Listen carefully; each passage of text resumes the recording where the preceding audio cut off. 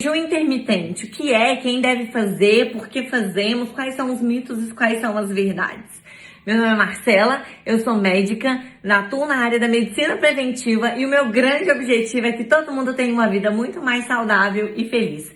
E eu vim conversar com você sobre esse tema, que é um tema muito discutido, muito falado atualmente. Então, quando a gente fala em jejum intermitente, muitas vezes a gente pensa assim, nossa, eu vou comer em tal período. E não é isso que a gente tem que pensar. O jejum intermitente, a gente começa ele e vai evoluindo de acordo com as horas que a gente não vai fazer nenhuma alimentação. Então, o jejum pode ser de 12, de 16 ou de 24 horas, sendo que existem protocolos específicos também de maior tempo de jejum, além desses que eu citei. Porém, hoje a gente vai conversar um pouquinho desses três, que são os mais comuns e os mais frequentes. Bom, então antes da gente falar sobre os protocolos, qual fazer, qual não fazer, você sabe quais são os benefícios do jejum ou você está fazendo jejum só porque as pessoas estão falando nas redes sociais? Bom, os grandes benefícios do jejum, primeiro vem que ele atua diretamente na renovação celular. E a renovação das células, as células se regenerando mais rapidamente, de uma forma que elas envelheçam mais devagar, isso atua diretamente na sua longevidade e no seu envelhecimento. Um outro grande benefício do jejum é que ele diminui a produção. Quando a gente está em jejum, a gente não faz picos de insulina. Não fazendo picos de insulina ajuda muito em resistência à insulina, prevenção de diabetes e até mesmo na perda de peso. Por quê? O nosso receptor para a insulina é o mesmo receptor para o GH. Então, quando eu estou em jejum, eu deixo esses receptores livres para o GH, que ajudam na regeneração celular e também ajudam na perda de peso. Então, a gente também diminui a insulina, o que ajuda no emagrecimento e ajuda na prevenção do diabetes. Então, benefícios aí inúmeros, né? A gente já sabe quais são. E aí, como fazer, né, esse jejum? Eu deixei uma caixinha de perguntas e muita gente me perguntou se o jejum ele tem que ser diário, se ele tem que ser algumas vezes na semana, como que funciona esse processo? Bom, a gente tem as duas possibilidades. Não existe nenhum problema da gente fazer o jejum todos os dias. E a gente pode, principalmente no início, começar com jejum alguns dias da semana. Então a pessoa faz, por exemplo, segunda, quarta e sexta, 2 vezes na semana. Isso vai depender do grande objetivo, do nível que essa pessoa está, na relação que ela está, se ela está iniciando esse protocolo, se isso está gerando alguma ansiedade nela. Mas os dois tipos são benéficos, não tem nenhum problema. Mas a grande pergunta é, você está adaptado? Do ponto de vista físico e do ponto de vista mental. Porque não é simplesmente não comer, né, gente? Primeiro que os horários que nós estamos comendo, o período que a gente está comendo, tem que ser uma alimentação bem certinha, senão a gente perde todo o nosso objetivo, né? E tem que ter um equilíbrio, porque você passar essas horas em jejum, contando os segundos para chegar ao horário que você vai comer, contando a hora que você vai comer, ansioso com aquilo, isso só piora os nossos quadros. Então, assim, você tá ali 9 horas da manhã e já tá pensando, nossa, eu só vou comer meio-dia, ai, mas que demora, mas que fome. E se você foca muito a sua atenção nisso, me mostra que você não tá preparado do ponto de vista emocional, o que na hora que você for comer, você pode comer muito mais, às vezes até do que você precisa. Do ponto de vista de alimentação, os pacientes que são cetoadaptados, eles normalmente se adaptam melhor ao jejum. O que são os pacientes cetoadaptados?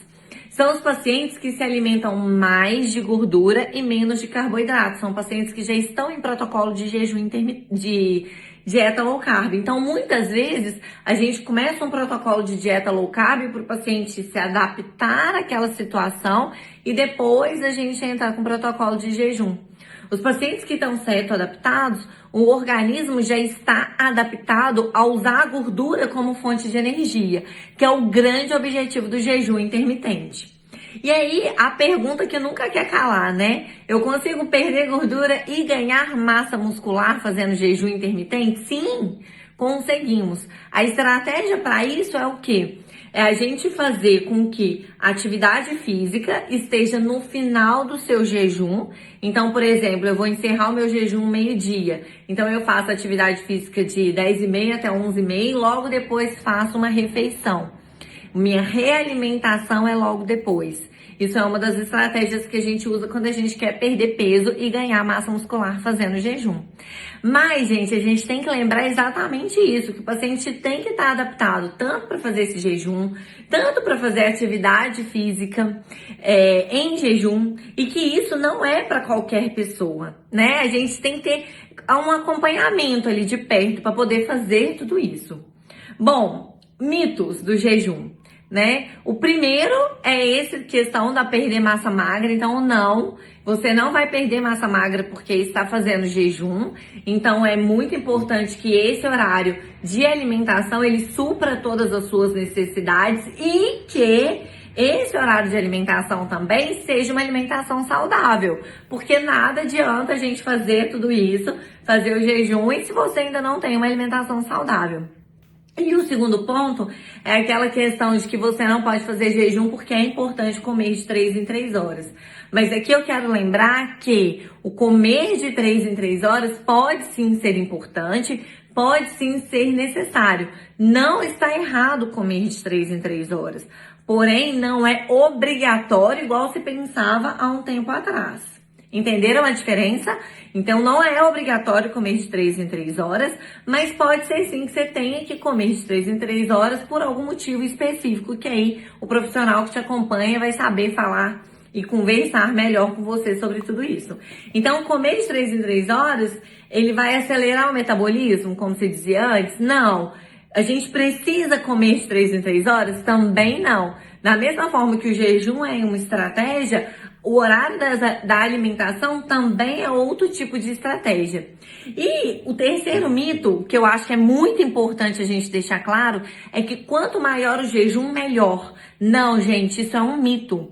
Jejuns muito prolongados, igual a gente tem jejuns de 3 dias, de 4 dias, de uma semana, são por motivos específicos. Existem protocolos para serem feitos. Não é simplesmente ficar sem comer.